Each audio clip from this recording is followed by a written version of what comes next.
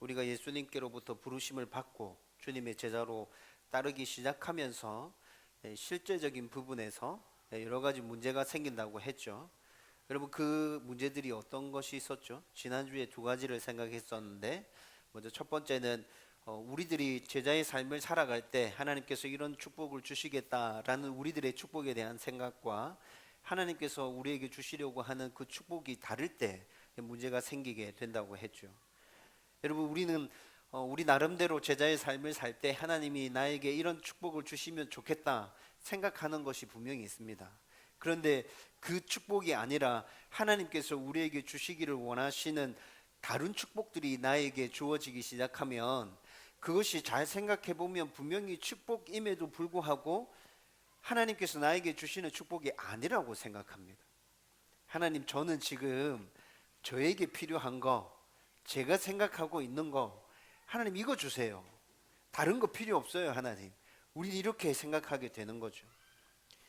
여러분, 때문에 하나님께서 주시는 복이 아무리 풍성하고 우리의 영적인 삶에 있어서 앞으로의 미래를 생각해서 우리에게 꼭 필요한 것이라 할지라도 그것이 내가 생각하는 복이 아닐 때 우리는 쉽게 제자의 삶을 살아가는 동안에 낙심하게 되고 그 삶 가운데서 주저앉게 되는 것이죠. 여러분, 두 번째는 예수님의 제자로 살기로 했지만 우선순위의 문제에 있어서 늘 내가 생각하는 것들이 먼저인 사람들도 있습니다. 여러분, 이것도 제자의 삶을 살아갈 때 우리의 삶 가운데 실제적으로 계속해서 만나는 어려움이라고 그랬죠. 여러분, 하나님께서 우리에게 뭐라 말씀하십니까? 우리가 하나님을 믿고 예수님을 믿고 예수의 사람으로 살아갈 때 너희는 먼저 그의 나라와 그의 의를 구하라. 그 하나님께서 분명하게 말씀하시죠. 이 말씀이 너희들의 모든 삶 가운데 우선순위의 문제를 분명히 하고 하나님의 영광 올려드리는 그 삶을 살아라. 그러면 너희들에게 필요한 모든 것 내가 너희에게 다 채워주겠다. 하나님께서 그렇게 말씀해 주시는 거잖아요. 그런데 우리는 이 말씀은 기억하지도 못하고 늘 우리가 바라는 우선순위에 포커스를 맞추고 하나님 이것부터 해주세요. 하나님 그러면 제가 똑바로 따를게요 라고 말하는 것들이 있죠. 여러분, 이런 문제들이 제자의 삶을 살려고 하는 우리의 삶 가운데 실제적으로 다가오는 문제들입니다. 우리는 늘 이 문제들을 붙들고 씨름해야 합니다. 포기하지 말고 씨름에 가다 보면 우리가 조금씩 예수님의 제자로 온전히 세워져 가는 것들 여러분들의 삶 가운데서 경험하게 될 것입니다. 저와 여러분들 가운데 그런 은혜가 넘쳐나게 되기를 주님의 이름으로 축원드립니다. 여러분, 오늘도 계속해서 제자의 실제적인 삶에서 일어나는 문제들에 대해서 생각하려고 합니다. 그리고 이렇게 제자의 삶을 살아가려고 할 때 여러 가지 어렵고 힘든 일들이 있음에도 불구하고 왜 굳이 우리가 제자의 삶을 살려고 이처럼 몸부림을 쳐야 합니까? 라는 문제에 대해서도 한번 생각해 보려고 합니다. 여러분, 그럼에도 불구하고 제자의 삶을 살아가려고 할 때 이렇게 많은 문제들과 어렵고 힘든 일들이 줄줄이 나한테 다가오고 있음에도 불구하고 예수님을 온전히 따르겠다는 더 강한 결단과 결심이 오늘 이 말씀을 나누면서 저와 여러분들 가운데 더 강하게 일어나게 되기를 주님의 이름으로 축원드립니다. 여러분, 지난주에 이어서 우리가 세 번째로 생각할 제자의 실제적인 삶에서 나타나는 문제, 그게 어떤 것일까요? 61절 말씀 같이 한번 읽어보겠습니다. 다 같이 읽습니다. 시작. 또 다른 사람이 이르되 주여 내가 주를 따르겠나이다마는 나로 먼저 내 가족을 작별하게 허락하소서. 아멘. 여러분, 61절 말씀에 등장하고 있는 이 사람은 분명한 의지를 가지고 내가 주님을 따르겠습니다 라고 말하고 있는 것 같습니다. 왜 그렇게 생각할 수 있죠? 내가 주님을 따르겠습니다. 그런데 주님, 제가 마지막으로 가족들에게 가서 작별 인사를 하고 싶습니다. 지금 이 요청인 거잖아요. 그렇죠? 여러분, 마지막으로 가족들에게 가서 작별 인사를 한다고 그렇게 마음에 결단하고 주님을 따르기로 결심했다면 여러분, 이 사람의 결단과 결심이 어느 정도인지 느낌 오시죠? 여러분, 그리고 그렇게 내가 각오하고 완전히 결단을 내리고 내가 온전하게 주님을 따르는 데 있어서 마지막으로 가족들에게 작별 인사를 하는 것은 당연한 것 아닙니까? 여러분, 이 사람이 지금 왜 가족들에게 작별 인사를 하려고 하는 것일까요? 이 사람은 알고 있어요. 내가 주님의 제자로 따르기 시작하면 언제 다시 가족들을 만날 수 있을지, 내가 이 길을 떠나면 살아서 돌아오게 될 것인지, 아니면 영영 가족들을 못 볼 것인지, 그것들에 대한 분명한 답이 주어지지 않기 때문에, 그럼에도 불구하고 자기가 예수님의 제자로 따르겠다고 결단했기 때문에 주님 마지막으로 가족들한테 가서 인사해야겠습니다. 여러분, 이거 너무 당연한 거 아닙니까? 여러분, 그런데 이 사람의 이런 마음이 우리들은 충분히 이해되어지지만 예수님께서는 이 사람 마음속 깊은 곳을 들여다보시면서 네가 말은 그렇게 하고 있지만 네 마음 가운데 담겨져 있는 진짜 속뜻은 그런 게 아니구나. 그렇게 하지 말고 그냥 나를 따라라. 주님께서 지금 이렇게 말씀하고 계신다고. 여러분, 이 사람 마음 가운데 깊은 곳 가운데 담겨져 있는 그 진짜는 뭔지 한번 살펴보십시다. 61절 말씀을, 우리가 방금 61절 말씀을 읽었는데 61절 말씀을요 헬라어 원문으로 쭉 읽어보면 다른 숨겨진 의미가 있구나라는 것들을 발견하게 됩니다. 헬라어 원문에서는 그게 나타나는데 한글 번역에서는 그게 나타나고 있지 않거든요. 여러분, 이 사람이 지금 가족들에게 가서 작별 인사를 하겠습니다 이렇게 말하고 있죠. 여러분, 그런데 여기서 말하고 있는 가족들은 남자인지 여자인지 분명하게 나타나지 않아요. 그냥 모든 가족들한테 다 가서 인사하려고 하는갑다. 지금 우리말에는 그렇게 나타나죠. 근데 헬라어 원문에 보면 정확하게 남자들을 뜻하고 있습니다. 남자 가족들. 이게 무슨 말이에요? 여러분, 이때 이 당시에는 어떤 중요한 결정을 내리게 될 때 집안의 남자 어른들을 찾아가서 의견을 구하는 풍습이 있었습니다. 그건 우리나라에도 그런 거 있죠. 네, 집안의 어른들에게 어떤 중요한 일을 결정할 때 어떻게 하는 게 좋겠습니까? 조언을 구한다고 하잖아요. 여러분, 우리나라도 그런 거 있어요. 그래서 유대인들이 이렇게 하는 거 이해됩니다. 그래, 중요한 일을 결정할 때는 인생의 연륜이 있는 어른들 찾아가서 적어도 집안에 있는 어른들이라면 나에게 관심을 가지고 있을 것이니까 충분히 들을 만한 조언을 나에게 해줄 거다. 그런 생각을 가지고 물어보게 되는 거죠. 자기 자신은 예수님을 따르겠다는 확실한 결론이 난 상태입니다. 나는 예수님 따라야겠구나. 그런데 지금 찾아가서 가족들에게 작별 인사를 구하겠다 합니다. 근데 거기에 담겨 있는 진짜 의미는 예수님, 제가 집안에 있는 남자 어른들한테 찾아가서 제 생각이 어떠는지 한번 물어보고 오겠습니다 라는 의미인 거죠. 만약에 집안 어른들의 생각이 다르면 어떻게 할 거예요? 집안 어른들이 아이가 그거 안 좋은 결정인 것 같다, 하지 마라, 안 된다, 너. 네 예수라는 사람이 어떤 사람인 줄 알고 네 인생을 그렇게 다 걸려고 하나? 그 네 잘못 결정한 것 같은데 나는 적극적으로 반대다. 아버지나 할아버지가 그렇게 반대 의사를 분명히 표현한다면 이 사람은 어떻게 해야 되죠? 자기 스스로는 따르겠다는 결정이 났지만 집안의 어른들이 그렇게 반대한다면 굉장히 힘들고 어려운 상황에 봉착하게 되는 거잖아요. 여러분, 그리고 오늘 말씀을 쭉 읽어보면요 헬라어 원문으로도 쭉 살펴봐도 그렇게 반대에 부딪혔을 때 내가 어떻게 하겠습니다 라는 의사표시는 없습니다. 그냥 가족들에게 찾아가서 작별 인사하겠습니다, 의견을 한번 물어보겠습니다 라는 것입니다. 어른들이 그렇게 반대했을 때 내가 적극적으로 나서서 어른들을 설득하고 그렇게 마지막으로 작별 인사를 하고 오겠습니다. 아니면 어른들이 반대하면 그냥 주저앉아서 가족들이랑 함께 살겠습니다.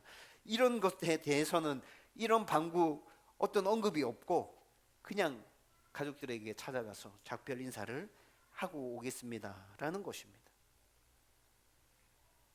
그리고 또 집안의 어른들이 이 사람이 예수님의 제자가 되어서 따르겠다는 것을 적극적으로 찬성해주고 지지해주면 어떻게 되겠죠?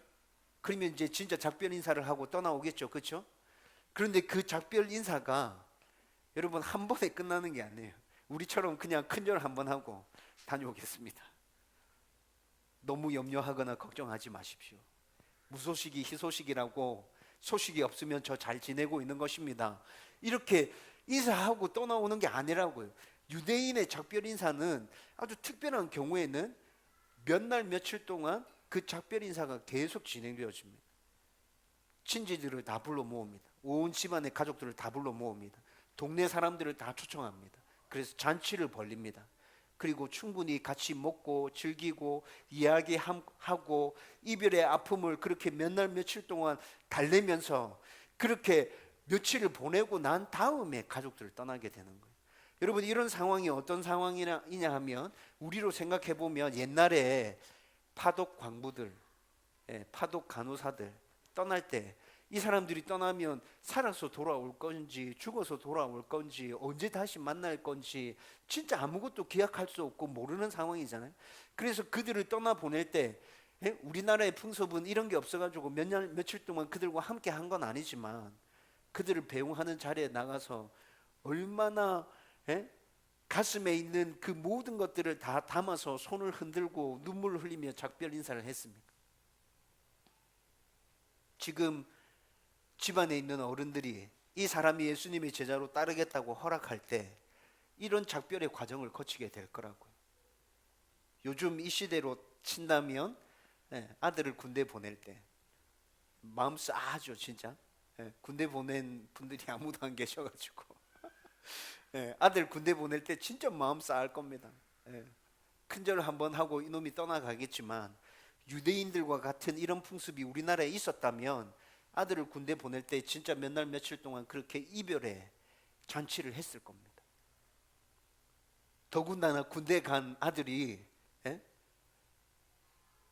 해외 위험한 지역에 파견 나가는데 지원해가지고 한번 갔다 와 보겠습니다 이러면 부모는 진짜 쏙 뒤집어지죠. 이놈이 지금 시근이 있나 없나, 그곳이 어떤 곳이라고, 가서 죽어서 돌아올 수도 있는데 한 번도 물어보지도 않고 지 마음대로 결정하고 막 이렇게 막 이런 마음들 생겨납니다. 그런데 이미 지원했고 결정되어져서 파견 가는 날이 정해져 있으면 어쩔 수 없죠. 그러면 부모님은 그 아들과 함께 아주 거한 작별 인사를 치르게 될 겁니다. 지금 61절의 이 사람은 이런 모든 의미들을 다 포함시켜서 가족들에게 작별 인사를 하고 오겠습니다 라는 것입니다. 첫 번째 의미가 뭐였습니까? 집안에 있는 어른들에게 한번 물어보겠습니다. 그냥 물어보겠다는 거예요. 그리고 물어봤는데 허락하면 그 어르신들이 정해주시는 기간 안에 작별 인사하고 그렇게 예수님 따르겠습니다 라는 거죠. 이 요청에 예수님께서 62절 말씀으로 답하십니다. 62절 말씀 같이 읽어보겠습니다. 다 같이 읽습니다. 시작. 예수께서 이르시되 손에 쟁기를 잡고 뒤를 돌아보는 자는 하나님 나라에 합당하지 아니하니라 하시니라. 아멘. 손에 쟁기를 잡고 뒤를 돌아보는 자는 하나님 나라에 합당하지 않다. 여러분, 이거는 이스라엘 백성들 가운데 있는 속담입니다. 그리고 또 열왕기상 19절에서 열왕기상 19장 19절에서 21절 말씀을 인용한 말씀이기도 합니다.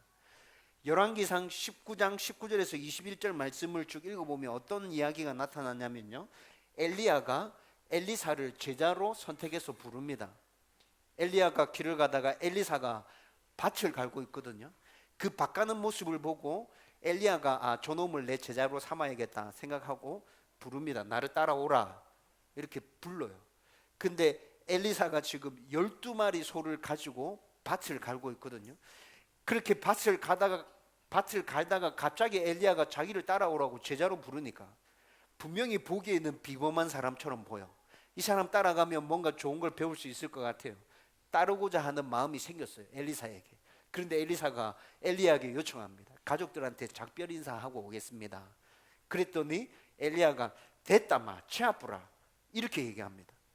그냥 밭 갈아라니, 네가 그런 마음 상태면 내 제자로 필요 없다.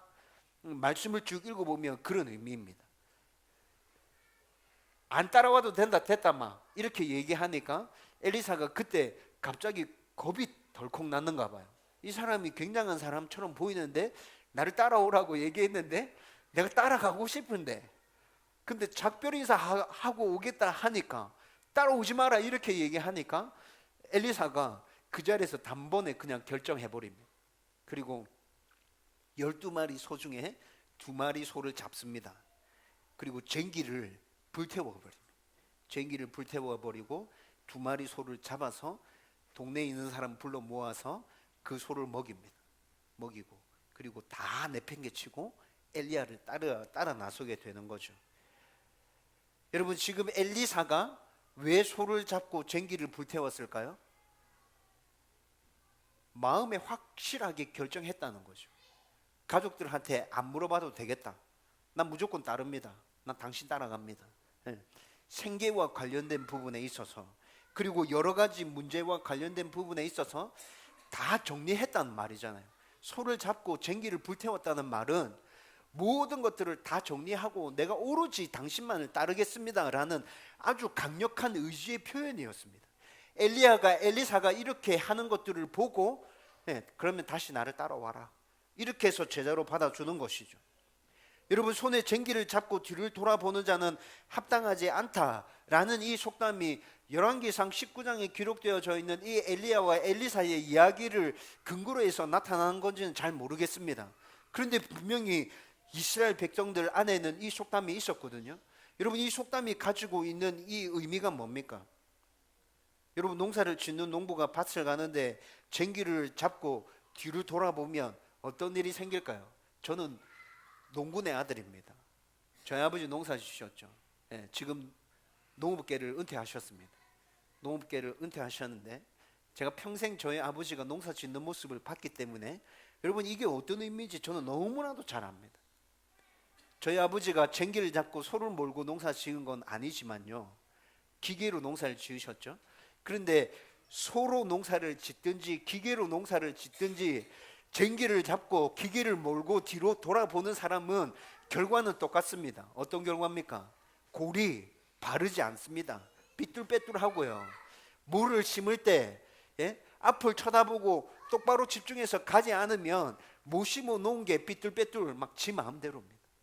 추수를 할 때도 기계를 타고 추수를 하게 되죠.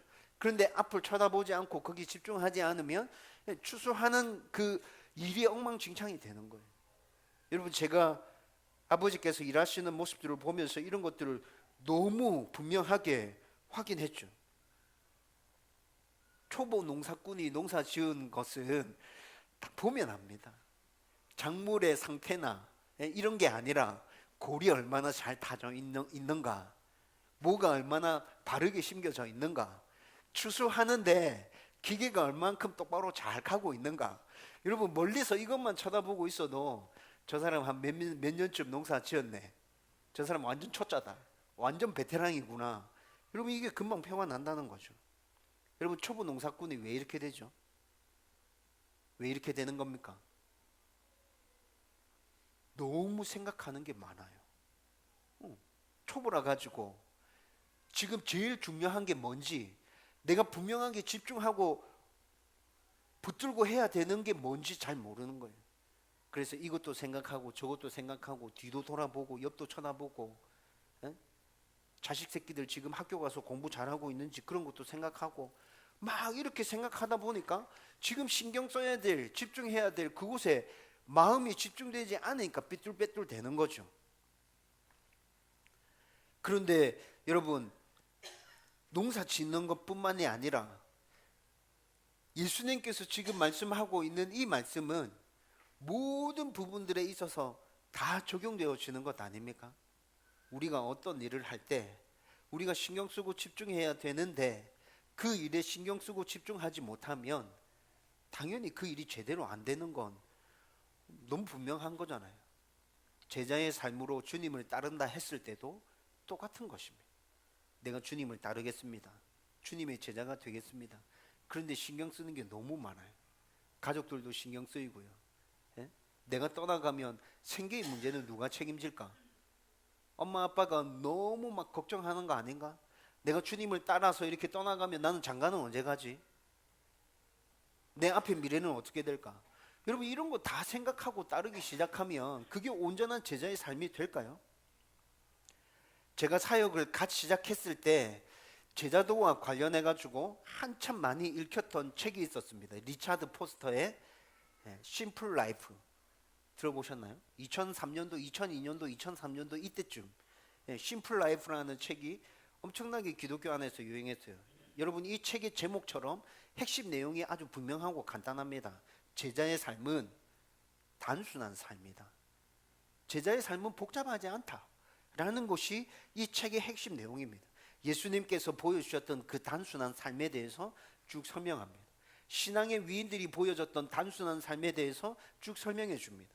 그리고 순종으로 이루어지는 단순한 삶에 대해서 쭉 설명해 줘요. 그리고 이렇게 도전합니다. 생활 방식에 있어서 단순해라. 경제 생활에 있어서 단순해라.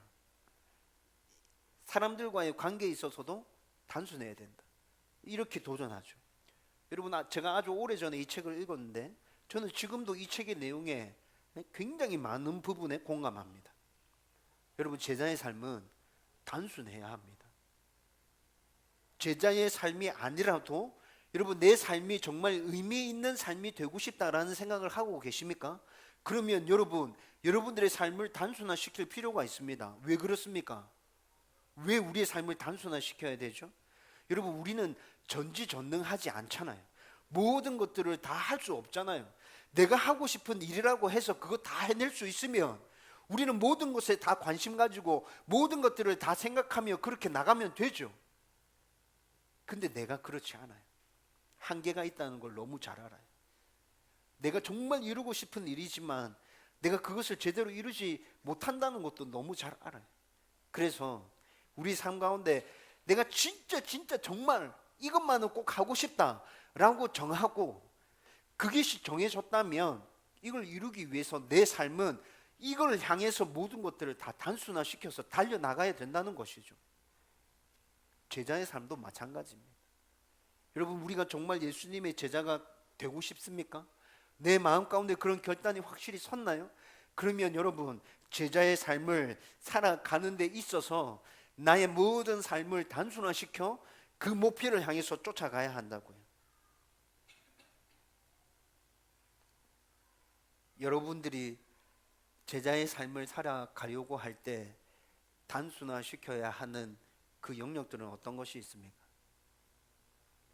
너무 하고 싶은 것들이 많아가지고 취미 생활을 3가지, 4가지를 한꺼번에 하고 있습니까?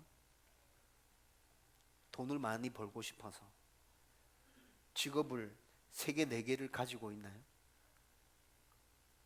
감당하기 힘든데 노후를 어떻게 해서든지 준비해야 될 것 같아가지고 여러 가지 보험을 한꺼번에 들고 있습니까? 그 보험 넣는 것 자체가 너무 힘들고 버겁게 다가오나요? 어떤 일들을 결정해야 될 때마다 의사 결정하는 그 구조가 너무 복잡하게 내 안에 얽혀져 있어가지고 결정할 시기를 넘겨버리고 그렇게 결정하는 것이 너무 힘들고 어렵게 다가오나요? 여러분들 집에 사용하지도 않는 엄청난 물건이 쌓여져 있습니까? 그걸 처리하려고 하는데 너무 아까운 마음이 들어서 처리 못하겠나요?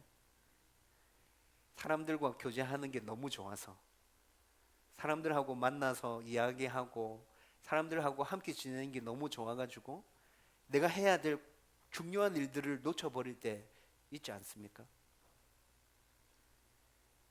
여러분, 한번 잘 생각해 보십시오. 여러분, 제가 지금 취미 생활을 하지 말라고 얘기하는 것 아닙니다. 여러분, 그렇게 들으셨다면 여러분 오해하신 겁니다. 노후를 준비하지 말라고 얘기하는 것 아닙니다. 여러분, 그렇게 들으셨다면 여러분 잘못 들으신 겁니다. 취미 생활 하십시오. 노후를 준비하십시오. 보험 들어야 됩니다. 저도 보험 있습니다. 여러분, 집안에 쌓여져 있는 물건들 필요한 것이라면 1년에 한 번 사용하는 물건이라 할지라도 집안에 있어야 합니다. 제가 지금 뭘 얘기하고 있는 거죠?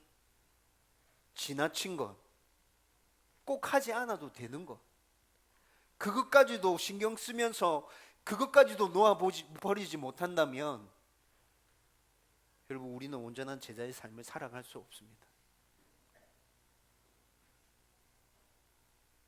여러분, 우리가 이렇게 삶을 단순화시켜야 되는 이유는 제가 지금까지 설명했듯이 예수 그리스도의 온전한 제자의 삶을 살아가기 위함임도 분명하게 생각해야 합니다. 다른 목적이 있어서 우리의 삶을 단순화시키는 게 아니에요. 예수의 제자로 살아가려는 그 목적 때문에 우리의 삶을 단순화시켜야 한다는 거죠. 여러분, 이렇게 삶을 단순화시키고 예수님 바라보고 따르기 시작하면 하나님이 나와 함께 계시고 하나님 나에게 은혜 주시고 내가 예수님의 좋은 제자로 바뀌어져 가는 것들 느끼면서 그렇게 제자로 따라갈 수 있게 될 것입니다. 저와 여러분들 가운데 이런 하나님의 은혜가 넘쳐나게 되기를 주님의 이름으로 축원드립니다. 여러분, 이렇게 예수님의 제자의 삶을 실제적으로 살아갈 때 우리가 늘 부딪히면서 고민해야 될 문제들 한 3가지 정도 생각해 봤습니다. 내가 생각하는 축복과 하나님이 나에게 주시려고 하는 축복이 다를 수도 있다. 제자의 삶을 살 때, 그리고 제자의 삶을 살아갈 때 늘 우선순위와 관련된 문제들은 늘 부닥쳐 오게 될 것이다. 내가 그 부분에 있어서 늘 바르게 결정하고 우선순위로 확실히 하고 나가야겠다. 그리고 내가 제자의 삶을 살려고 할 때 필요 없는 것들은 단순화 시켜야겠다. 그런 것들 뭔지 잘 생각해보고 단순화 시켜서 주님 따라가야겠다. 이런 것들. 여러분, 그런데 이 문제들은 여러분들의 삶 가운데서 절대 쉬운 문제들 아닙니다. 그리고 이 세상을 우리가 떠날 때까지 이 문제들이 단 한순간도 여러분들을 떠나지 않을 거예요. 계속 여러분들 곁에 붙어서 우리는 이 문제들과 씨름해야 되고 이 문제들을 안고 고민해 가야 된다고요. 여러분, 그런데 이렇게 어렵고 힘든데 한순간도 제자의 삶을 살아가려고 할 때 이 문제들 때문에 고민 안 되는 순간이 없다며요, 목사님. 근데 내가 왜 제자의 삶을 살아야 돼요? 그렇게 어렵고 힘든데. 여러분, 이 질문에 대한 답도 분명해야 우리는 힘든 제자의 삶을 끝까지 살아갈 수 있을 거라는 생각이 들어요. 여러분, 이 질문에 대해서 우리가 첫 번째로 답할 수 있는 거는요, 성경이 우리에게 주시는 답은요, 우리를 제자로 부르시는 예수님께서 길이고 진리고 생명이시기 때문에 너는 예수님의 제자로 따라야 된다라고 말씀하고 있습니다. 요한복음 14장 6절 말씀 같이 읽겠습니다. 다 같이 읽습니다. 시작. 예수께서 이르시되 내가 곧 길이요 진리요 생명이니 나로 말미암지 않고는 아버지께로 올 자가 없느니라. 아멘. 여러분, 예수님 존재 자체가 길이고 진리고 생명이십니다. 그분의 삶과 섬김과 모범과 가르침과 기적과 모든 것들이 다 우리들에게 길이었고 진리였고 생명이었습니다. 예수님께서 우리의 길이 되어 주셨기 때문에 우리는 예수님을 통해서 하나님께 나아갈 수 있는 거죠. 예수님이 우리에게 진리가 되어 주셨기 때문에 우리는 그분만을 붙들고 살아야 되는 것입니다. 예수님께서 우리의 생명 되어 주셨기 때문에 우리는 예수님 떠나서는 절대 살 수 없습니다. 때문에 길, 진리, 생명이신 예수님을 믿고 따를 때 우리가 구원받게 되고 하나님의 자녀 되는 것 아닙니까? 이렇게 길, 진리, 생명 되신 예수님은 우리 삶에 있어서 반드시 필요한 분이죠. 여러분, 이거 선택이 아니라 필수라고 말할 수 있는 거죠. 선택이 아니라 필수입니다. 우리가 살기 위해서 예수님은 선택이 아니라 필수라는 거죠. 필수이신 이 예수님을 우리가 받아들일 수가 없었어요. 예수님 있어야 우리가 사는데, 근데 우리가 받아들일 수가 없었다고요. 그래서 하나님께서 예수님을 이 땅에 보내주셨어요. 우리를 너무 사랑하셔서. 이 땅에 오신 예수님은 우리가 예수님을 받아들일 수 있도록 하기 위해서 자기가 대신 우리가 벌받아야 되는 것들을 다 대신 감당해 주셨죠. 모든 사람, 모든 순간에 함께 하면서 우리를 지켜주시고 보호해 주시기 위해서 성령 하나님께서 또한 우리 안에 내주하고 계십니다. 여러분, 이런 사랑과 은혜를 생각해 본다면 우리가 치러야 될 대가가 아무리 커다 할지라도 엄청난 것이라 할지라도 여러분, 예수님의 제자로 따라야 되지 않겠습니까? 설령 하나님께서 내 생명을 요구하신다 하더라도, 하나님께서 나에게 베풀어 주신 사랑과 은혜가 이런 것이라면 따르겠습니다. 제가 죽어도 따르겠습니다. 절대 포기하지 않겠습니다. 여러분, 그렇게 우리 예수님 따라야 될 것 같지 않습니까? 여러분, 이렇게 힘들고 어렵지만 또 예수님의 제자가 되려고 노력해야 되는 두 번째 이유는 여러분 알아주심. 하나님께서 나를 알아주셨잖아요. 여러분 이것은 제자로 우리를 불러주신 부르심 그 첫 번째 말씀 함께 나누면서 제가 이야기해 드렸죠. 여러분 우리들을 제자로 부르신 분은 예수님이셨습니다. 우리가 예수님을 선택해서 따른 것이 아니었죠. 아무도 알아주지 않는 우리를, 인정해 주지 않는 우리를, 아무도 사랑해 주지 않는 우리를 예수님께서 찾아오셔서 우리를 인정해 주시고 알아주시고 사랑해 주셨잖아요. 우리를 불러주셨잖아요. 여러분 우리가 예수님을 위해서 아무것도 할 수 없지만 주님은 그런 거 아무것도 상관하지 않으시고 그냥 우리를 불러주신 거라고요. 사랑해 주신 거라고요. 여러분 이것이 얼마나 큰 사랑이며 얼마나 큰 은혜인지 제가 사마천의 사기의 자기결전이라는 그 이야기를 통해서 여러분들에게 잠깐 설명해 드렸죠. 제가 좋아하는 이야기입니다. 선비는 자신을 알아주는 사람을 위해서 목숨을 걸고 여인은 자신을 사랑해 주는 사람을 위해서 화장을 한다. 이게 그 자객열전 이야기에서 나온 아주 유명한 이야기거든요. 여러분 저는 진짜 그런 마음이 있습니다. 저를 알아주고 저를 인정해주고 저의 진가를 잘 끌어내줄 수 있는 사람을 위해서라면 저 열심히 일할 수 있을 것 같습니다. 회사를 운영하고 있는 사람이 아마 이런 식으로 회사를 운영한다면 그 회사 진짜 잘 일어날 수 있을 거라는 생각이 들어요. 여러분 이 이야기가 어떻게 비롯된 거죠? 이 예양이라는 자객이 있었어요. 예양이라는 자객이 있었는데 이 사람은 별 볼 일 없는 사람이었습니다. 근데 지백이라는 사람이 별 볼 일 없는 이 예양을 알아주고 인정해 주거든요. 다른 사람들은 다 별 볼 일 없다 얘기하는데 지백은 니 진짜 괜찮다, 니 대단하다, 니 멋지다, 내가 니 쓸 거다. 그래가지고 이 예양이 지백을 평생 주인으로 모시고 충성합니다. 근데 조양자라는 사람이 지백을 죽이죠. 권력 다툼을 하다가 조양자라는 사람이 지백을 죽이거든요. 이 예양이 자기를 인정해주고 알아준 그 주인을 조양자가 죽였다고 이 조양자를 죽이기 위해서 남은 자기의 평생을 겁니다. 결국 실패합니다. 실패하는데 조양자가 예양이 끊임없이 자기를 죽이려고 계속 시도하니까 나중에 잡아서 묻습니다. 네 나한테 무슨 원한이 있다고 나한테 일하는데 내가 네한테 해코지 한 적이 있나? 네 와그라노? 이렇게 물었더니 예양이 나를 알아준 주인을 네가 죽였잖아. 이 세상에서 나를 알아준 주인은 지백밖에 없었다. 근데 네가 그 지백을 죽였잖아. 그래서 나는 지백에 대한 복수로 네를 죽이려고 한다. 내 살려두면 내 다시 네한테 또 온다. 결국 조양자가 예양을 죽이게 되죠. 여러분 이 이야기 안에서 이 말이 나온 거라고요. 선비는 자기를 알아주는 사람을 위해서 목숨을 걸고 여인은 자기를 사랑해 주는 사람을 위해서 화장을 한다고. 성경을 통해서 예수님의 알아주심이 제자로 따르게 하는 아주 중요한 이유가 됨을 또 발견하게 됩니다. 여러분 요한복음 1장 43절에서 51절까지 말씀을 읽어보면요, 예수님께서 나다나엘을 제자로 부르시는 장면이거든요. 나다나엘을 예수님께서 제자로 부르십니다. 그런데 나다나엘을 부르시기 전에 첫 번째 그 앞에 예수님께서 빌립을 제자로 불렀습니다. 빌립을 제자로 부르시고 빌립이 예수님을 만나서 그분의 가르침을 쭉 듣고 그분을 따라다니다 보니까 이분 진짜 대단한 분이거든요. 그래서 빌립이 나다나엘에게로 쫓아갑니다. 내가 엄청난 분 만났다. 메시아 만났다. 메시아. 성경에 기록되어져 있는 그 메시아 맞더라.